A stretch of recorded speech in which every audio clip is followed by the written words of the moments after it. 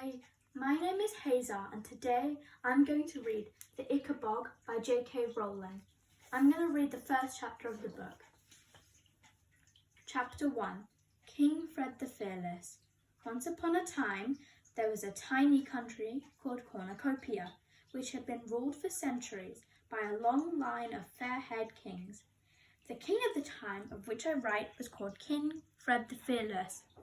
He had announced the fearless bit himself on the morning of his coronation, partly because it sounded nice with Fred, but also because he'd once managed to catch and kill a wasp all by himself if he didn't count 5 footmen and the boot boy. King Fred the Fearless came to the throne on a huge wave of popularity. He had lovely yellow curls, fine sweeping moustaches, and looked magnificent in the tight breeches, velvet doublets, and ruffled shirts that rich men wore at the time.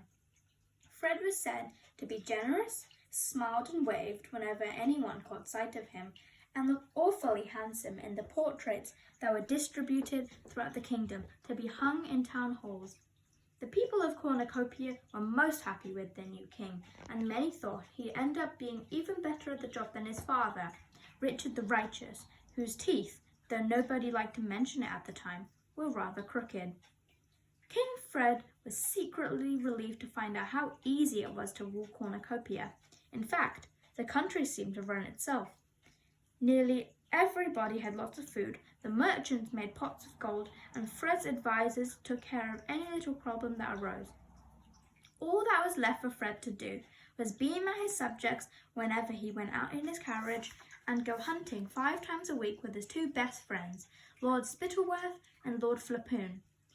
Spittleworth and Flapoon had large estates of their own in the country, but they found it much cheaper and more amusing to live at the palace with the king, eating his food, hunting his stags, and making sure that the king didn't get too fond of any of the beautiful ladies at court. They had no wish to see Fred married, because a queen might spoil all their fun.